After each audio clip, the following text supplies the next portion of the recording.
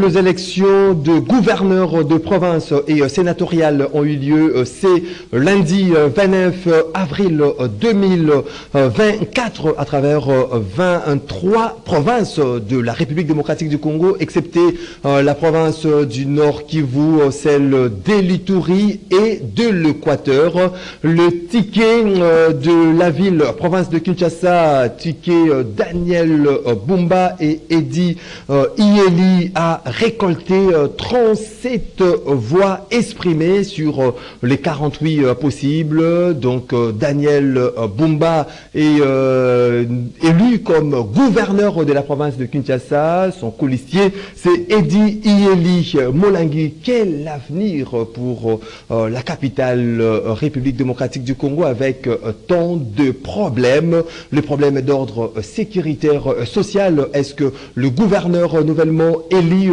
Daniel Bumba et son vice-gouverneur Daniel Eddie Iyeli parviendront bien évidemment à relever tous les défis qui les attendent à travers la capitale Kinshasa? On en parle, mesdames, messieurs, fidèles téléspectateurs de Canal Congo Télévision. Bienvenue à votre émission Zoom qu'on a l'immense plaisir de recevoir ce soir monsieur Christian Temeteme, qui est analyste politique et l'un des communicateurs de l'Union Sacrée. Monsieur Christian Temeteme, bonsoir et bienvenue. Oh, bonsoir Maxime, bonsoir à tous les téléspectateurs de Canal Congo Télévision. Bien portant. Oui, bien portant. Dieu fait grâce, on est vivant. Vous avez vécu bien évidemment ces élections de gouverneurs et de sénateurs. Quelle est premièrement à chaud vos impressions? Ce sont des impressions de joie. Les impressions de joie parce que c'est une obligation légale, cet exercice démocratique voulu par notre Constitution, que les sénateurs, le gouverneur, soient élus par le grand électeur, soit au suffrage indirect. C'est ce qui a été fait dans la majorité de provinces de notre pays, excepté le Nord Kivu, parce que c'est sous état de siège, l'Ituri, Nord Kivu et l'Équateur, et aussi Kwilu. Il n'y a pas eu élection, parce qu'il y a eu fraude massive lors des élections organisées le 20 décembre 2023. Dans la majorité de nos provinces, cette obligation légale a été exercée. On n'a pas entendu de problèmes majeurs, des incidents lors du déroulement de ces scrutins indirects. Partout, les élections s'est très bien passées. Certains anciens gouverneurs ont été réélus, notamment Madame la gouverneure Fifi Masuka, Jacques Yaboula Kiatoé, je crois, ce sont eux-là qui sont réélus jusque-là. Partout, il y a eu de nouveaux gouverneurs, notamment ici dans la ville-province de Kinshasa. Jean-Tini Gobila n'avait pas postulé au poste de gouverneur. Ah ben oui, parce qu'il a des problèmes à la CENI et puis... heureusement, il s'est rattrapé au poste de sénateur. Bon, là-bas aussi, il semble que ça n'a pas bien marché. Nous attendons les résultats définitifs par la CENI. Mais il semble que ça n'a pas bien marché aussi pour lui. Notre ticket était ici à Kinshasa. Les tickets Union Sacrée, bien entendu. C'était composé de l'IDPS MLC, donc Daniel Bumba Lubaki et Eddie Iyeli Molangui. Donc, ils ont été élus. Notre mot d'ordre donc le mot d'ordre a été respecté. Monsieur Maxime, oui. Il ne faut pas confondre les élections à suffrage universel direct, où l'élection, les scrutins est ouvert à tout le monde, avec les élections à suffrage indirect.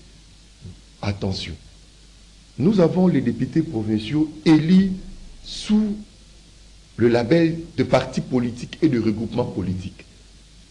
Avec ambition, si nous avons beaucoup de députés provinciaux, nous allons diriger quelques provinces et nous aurons quelques sénateurs. Ça, ce sont le but et les objectifs de tous les partis politiques pendant les élections. Soit on avait un candidat, on n'avait pas de candidat président, parce on était en coalition, on a soutenu un candidat président.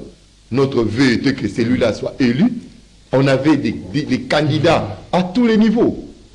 Alors, on ne peut pas comprendre que aujourd'hui, l'IDPS, l'UMLC, AFDC, ACP et les autres, ils sont dans la coalition Union Sacrée et qu'il y ait des candidats indépendants qui n'ont pas de députés et qu'il y ait des partis qui n'ont pas un seul élu. Jacqueline Ngobila est allé en indépendant, mais avec autant de députés de partis politiques. Je ne sais pas si c'est l'ACP. Si ça fait partie des stratégies politiques au sein de l'ACP, je ne suis pas de l'ACP. Je n'ai pas compris, moi aussi, pourquoi Jacqueline Ngobila est allé comme indépendant et pourtant il avait 10 députés.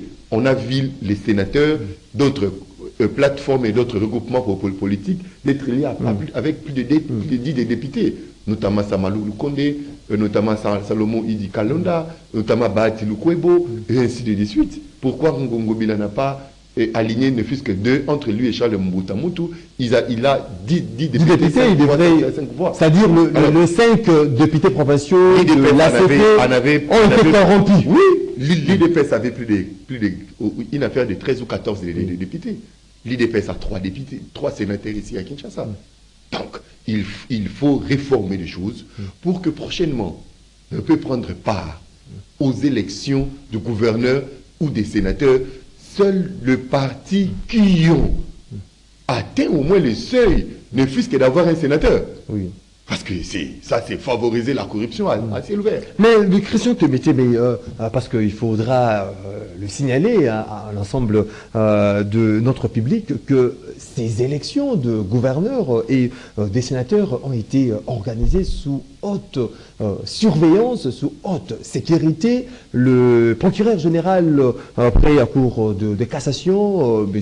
Vondé, avait déployé même les inspecteurs ou les agents judiciaires pour surveiller ces élections au cas où on serait suspecté ou les indices de la corruption. Est-ce que ces élections ont bel et bien respecté ce principe de la crédibilité, de la transparence, parce qu'on ne cesse d'imaginer des cas de corruption dans ce genre de scrutin? Il y a des candidats, des tickets Union Sacrée qui ont échoué dans certaines provinces. Mais je parlerai plus de Kinshasa ici. Je pense que l'apport du procureur près la Cour de cassation avait de l'importance capitale quant à l'organisation, quant au respect de principes démocratiques dans ces élections. Et je n'ai pas oublié aussi l'APLC au niveau de la présidence de la République, qui ont vraiment très bien surveillé, très bien encadré ces élections, parce qu'on décriait ici, dans le plateau de télévision, que ce n'était pas normal que nous ayons des gouverneurs, des sénateurs sortis sur fond de corruption. Et ça allait être vraiment une honte pour la République. Ça allait vraiment être je ne sais pas, un hécatombe pour ces deux institutions. Le procureur Philbert Vondé a fait un travail remarquable. Il a fait un bon travail, tout en rappelant aux élus leur rôle, qu'ils ne doivent pas prendre les candidats. Ça a été intériorisé, les députés provinciaux ont pris conscience. Comme le pain, ainsi de suite, il a rappelé à l'ordre, il a réveillé leur conscience, et également le APLC. Moi, je félicite beaucoup le procureur Vondé, je félicite énormément l'APLC. Je n'ai pas oublié aussi quelques communicateurs, quelques communicateurs que quand on passait dans des médias, on dénonçait ces systèmes et qui nous faisaient très mal, qui nous mettaient sur une chaise inconfortable. Nous sommes dans l'Union Sacrée, que demain, qu'on nous dise que voilà, votre sénateur-là a été sorti sous fond de corruption, votre gouverneur-là, bon, il y a eu échange de voix avec des jeeps, avec de l'argent. Alors, moi, aujourd'hui, je félicite vraiment et nos députés provinciaux également. Donc pour vous, il n'y a pas eu corruption dans ces cas de figure, lors de ces scrutins, notamment à Kinshasa, la capitale. À mon humble avis, je n'ai pas vu, moi Témétémé, je n'ai pas vu un acte de corruption face à un député, parce que tous les députés Union Sacrée ont respecté notre mot d'ordre. Parce que les élections des second tours, les élections à suffrage indirect, ce sont des élections des alliances, ce sont des élections de mot d'ordre. Il n'y a aucun parti qui ne rêve pas à diriger la ville-province de Kinshasa. Oui. Il n'y a aucun parti qui ne rêve pas à avoir un effet qu'un sénateur au niveau, au niveau du Sénat. Alors comment voulez-vous un parti qui a investi dans le député, un parti qui présente le candidat, et vous, est-ce que vous avez déjà vu dans le projet des sociétés d'un parti politique où il n'y a pas la gestion de la ville, où il n'y a pas d'ambition d'être sénateur, de diriger même la chambre haute? Vous avez déjà vu un projet de société pareil? Donc pour dire, un parti sérieux qui a aligné le candidat à tous les nouveaux, du présidentiel jusqu'au niveau du gouverneur, et je pense qu'il y a lieu que ces partis-là puissent rafler des sièges partout. Au lieu qu'il y ait un indépendant, il est venu d'où? Il n'a aucun des députés. Miraculeusement, il sort gouverneur de la ville. Miraculeusement, il sort député parce qu'il a acheté des consciences, parce qu'il a acheté des voix. À celui-là, je pense que quand, une fois élu, il aura des temps de récupérer de l'argent perdu. Christian Temeteme, vous parlez du respect du mot d'ordre. Ce respect a caractérisé bien évidemment ces élections, surtout dans votre camp politique qui est l'Union Sacrée. Est-ce que c'est la volonté aussi de cette population quinoise qui a été exprimée aux urnes? Quand on parle de grands électeurs, les grands électeurs ont été élus à suffrage universel direct par cette population. Oui. Et ils ont agi au nom de cette population. Parce qu'ils ont mandat de cette population. Par ricochet, moi, mais je dirais, Daniel Bumba et Edi Yeli, c'est le choix de la population de la ville-province de Kinshasa. Voilà. Donc Daniel Bumba et Edi Yeli, oui, c'est le choix. C'est le choix de la population. Parce que la population a donné mandat aux députés pour aller voter en qualité de grands électeurs. Et cette population, ces députés ont exprimé justement la volonté de la base qui est la population quinoise. Voilà. La volonté de la base a été exprimée, mais il y avait une trentaine de candidatures au poste de gouverneur pour la ville de Kinshasa, mais on a eu comme l'impression, c'était juste un battle entre des tickets, Vidier Timanga et celui de Daniel Bumba et Edi Yeli, remporté par ces derniers. Où sont passés les autres candidats? Notamment, il y a eu du bruit sur Deo Kassongo, ils ont fait néant. Non, Maxime. Aucune voix. Il y a des candidats de compétition. Il y a des candidats qui viennent parce qu'il y a... Et il y a des candidats de médias. Non, il y a des candidats de médias, de Twitter, des réseaux sociaux, que j'appelle candidats cosmétiques. Aujourd'hui, il n'y a eu que 2 candidats, 2 tickets. Ticket Bumba, avec Edi Yeli, et ticket Vidier Timanga. Que j'encourage beaucoup, que je félicite également. Malgré qu'il a échoué, bon, il a obtenu quand même 10 voix. Dans la ville-province de Kinshasa, obtenir les 10 voix, c'est-à-dire, quelque part, il a quand même travaillé. Oui. Il y avait beaucoup de candidats sans projet, qui n'étaient pas portés par un parti sérieux, par un regroupement sérieux. Donc, ce sont des tickets composés des manières occultes. Ce sont des gens qui sont venus d'où, on ne sait pas. Ce sont des candidats improvisés. Et aujourd'hui, à travers les députés provinciaux, la population a tranché. Et Edi Yeli est là, Daniel Bumba est là. Donc prochainement, vous savez, j'ai aussi cette qualité de conseiller volontaire du chef de l'État, sans bureau et sans salaire. Sans salaire. Que ces élections soient les tout derniers. Que le député provinciaux aille voter, qu'on fasse les élections des sénateurs et de gouverneurs par des suffrages indirects, non. Il faut suffrage direct de la population. Il faut aller dans des réformes. Quand on va changer la constitution, soit les gouverneurs seront élus par les suffrages directs, soit ils seront nommés par le président de la République. Ça, ce sont mes 2 propositions. Donc 2 propositions que vous faites au chef de l'État. Pour que le procureur Firmin Vondé, lors des élections, pareil, il peut s'occuper d'autres dossiers. Mais il était là en train de chercher les infractions, en train de s'auto-saisir, ainsi de suite. La PLC a donné même un numéro vert, ainsi de suite. Alors, on a eu des élections pas dans de bonnes conditions. Oui. Les gens n'attendaient pas les élus, mais les gens attendaient plus d'apprendre s'il y a des corrompus ou pas, s'il y a eu des actes de corruption ou pas. Alors, pour que ces histoires-là cessent. Donc il n'y a pas eu des actes de corruption, au-delà de toutes les images qui circulent sur les réseaux sociaux. On voit certains députés provinciaux ont reçu des enveloppes. Ont été élus naturellement par rapport à un projet politique, par rapport à leurs ambitions et par rapport aux alliances au sein de l'Union sacrée. Oui. Je n'ai pas vu un acte de corruption qu'on ne puisse pas maquiller cette élection par de mensonges, soi-disant on a donné de l'argent, on a donné à qui, je ne sais pas. Non, il n'y a pas eu d'argent, il n'y a pas eu de Jeep, je n'ai pas vu. qu'on remettait aux députés provinciaux. Moi, mais je n'ai pas vu. Je n'ai pas vu, je n'ai pas entendu. Donc naturellement, les tickets de l'Union sacrée, parce que l'Assemblée provinciale est constituée à 44% par, à 96% par l'Union sacrée. Nous avons 44 députés Union sacrée. C'était normal. Malgré que vous êtes allé en ordre dispersé. Nous sommes allés en ordre dispersé. D'ailleurs, même Didier Chichimanga est de l'Union sacrée. De l'Union sacrée, oui. Alors, il n'y a pas d'opposition entre l'Union sacrée. Il y a eu élection entre l'Union sacrée. Il y a eu 47 votants, il y a eu 47 entre 10 37 pour Eddie Yeli et Daniel Boumba, et 10 pour Daniel. Ce sont de voix 10 pour l'Union sacrée. Mais Chumanga. Là où l'Union sacrée n'a pas gagné, on doit enquêter pourquoi les tickets Union sacrée ne pas passer ailleurs. Par exemple, Maniema, on a vu un autre candidat qui a battu le candidat Union sacrée.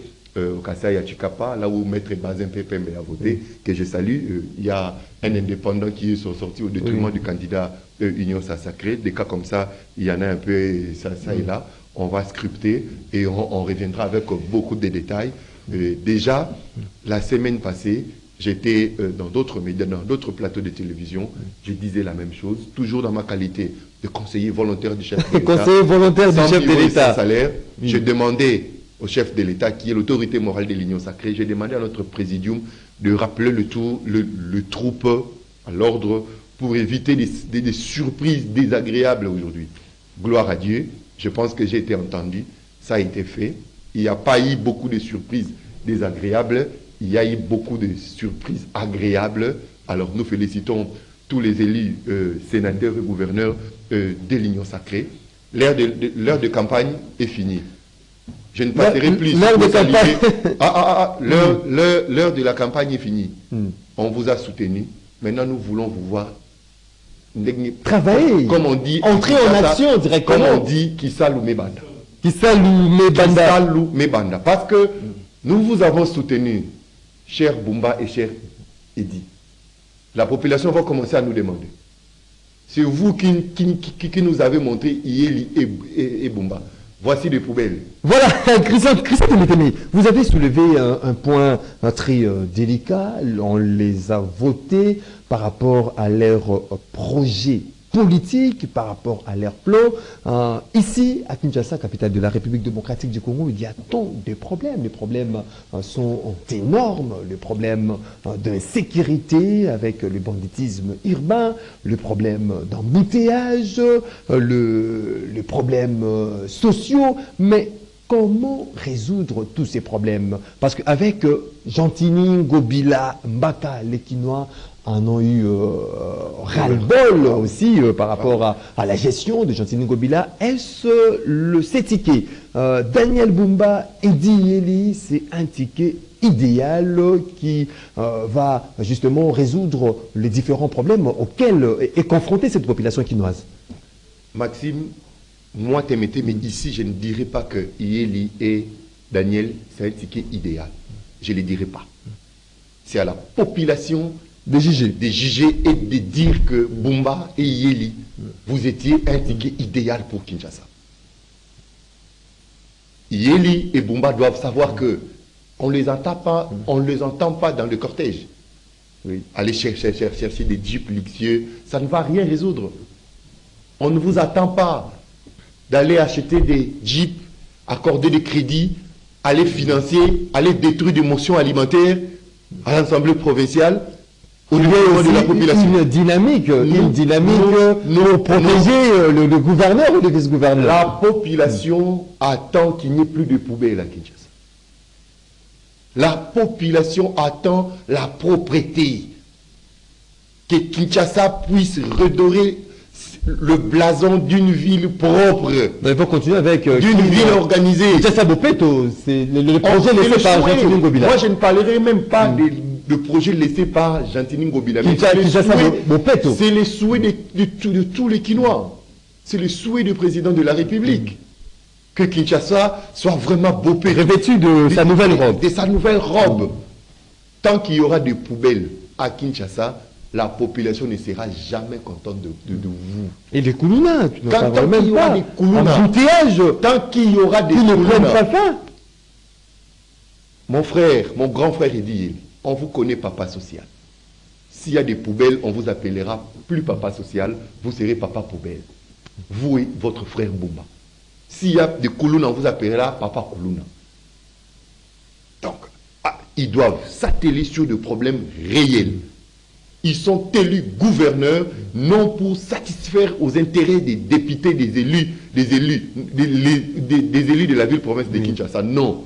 Ils auront des salaires, des avantages liés et conformément à la loi, liés à leur charge et à leur fonction comme députés.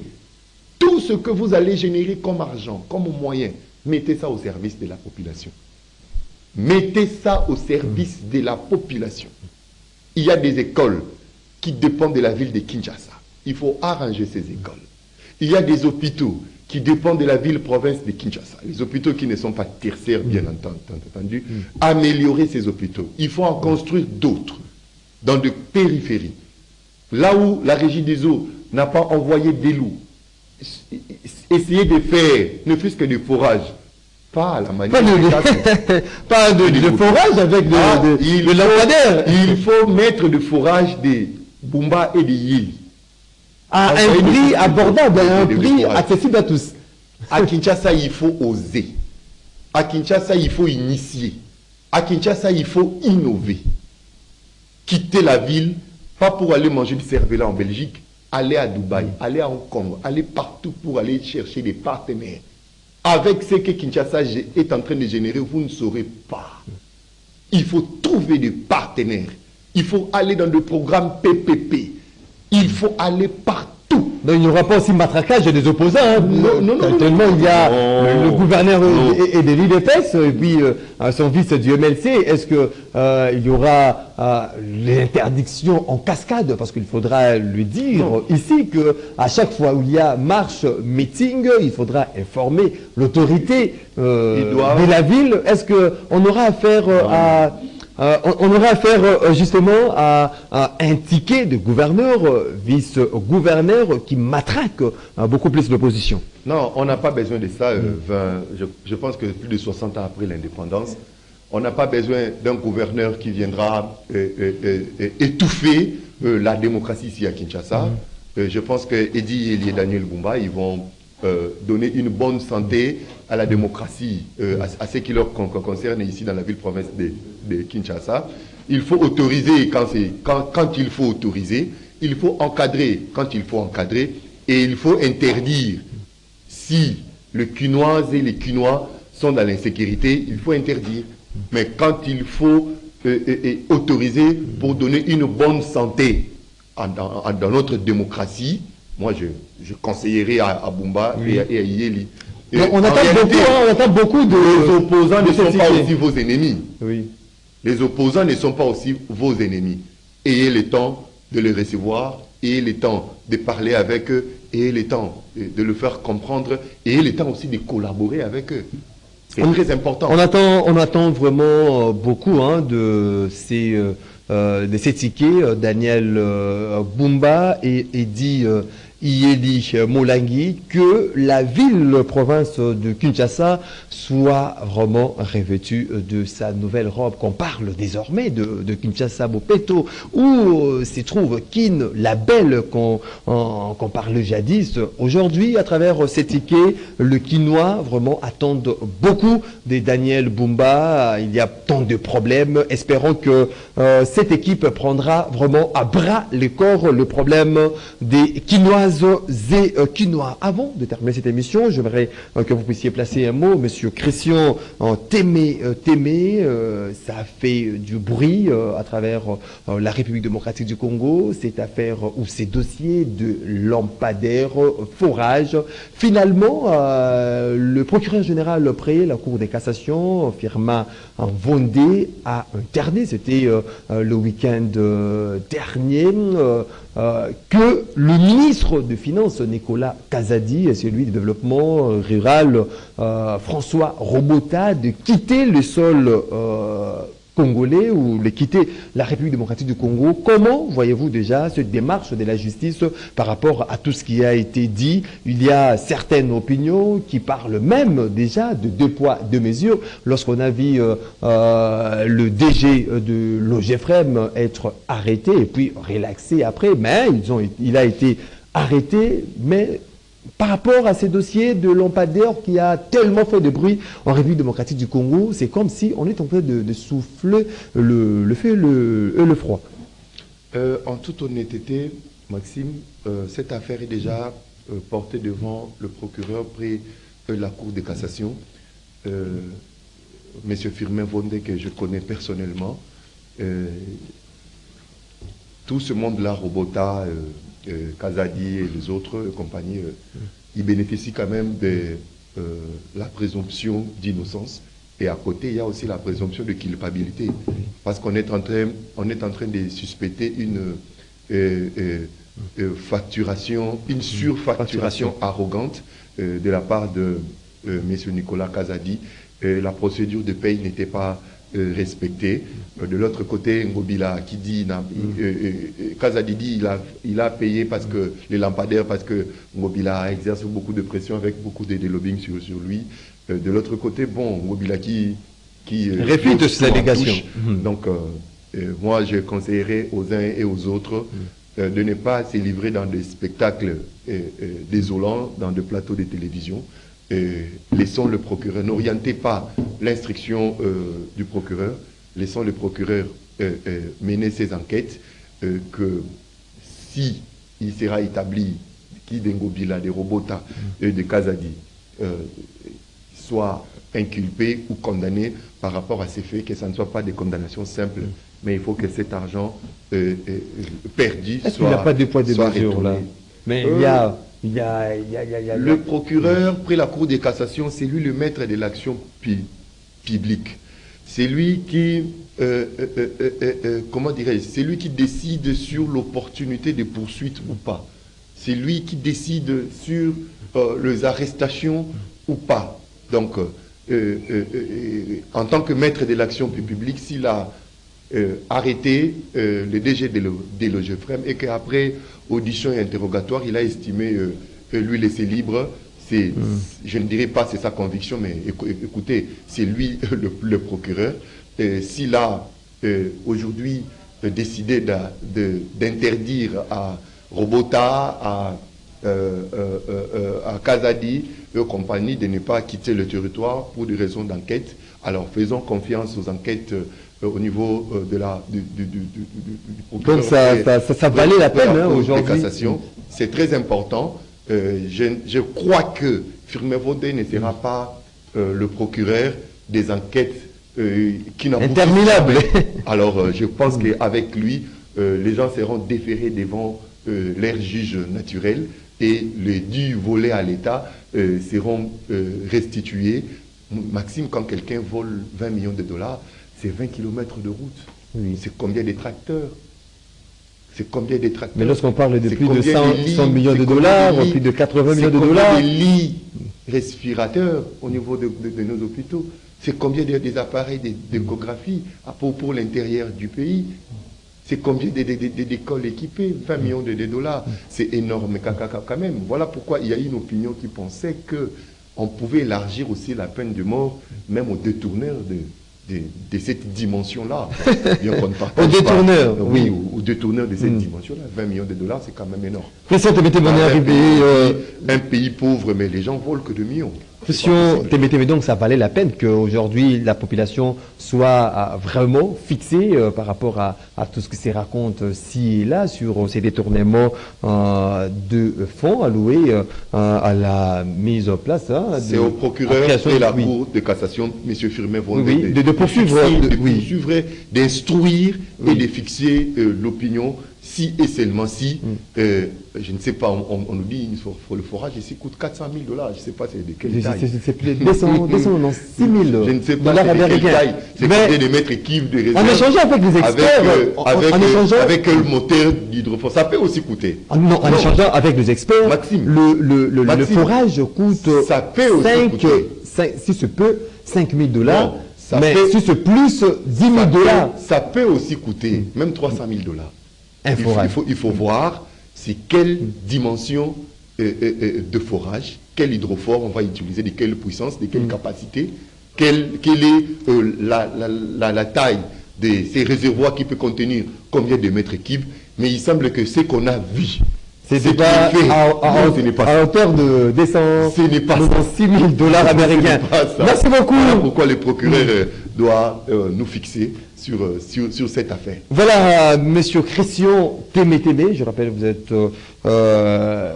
analyste politique, l'un des communicateurs de l'Union Sacrée. Je vous dis merci de temps disposé. Merci beaucoup, merci à tous les auditeurs et félicitations à tous les gouverneurs élus qui saluent mes bandes. Vous étiez nombreux, mesdames, messieurs, à suivre cette émission qui était consacrée exclusivement aux résultats des élections de gouverneurs et sénateurs en République démocratique du Congo. Vous avez bénéficié bien évidemment de cette réflexion ou des idées grises de notre invité dès ce soir. Une émission réalisée par Bruno Ndinga. Moron Djambé était à la prise de vue, Alain Kabongo au web. Je vous retrouve très prochainement pour parler Congo avec d'autres invités sur la même chaîne. D'ici là, portez-vous bien et bonne évasion sur Canal Congo Télévision. Au revoir.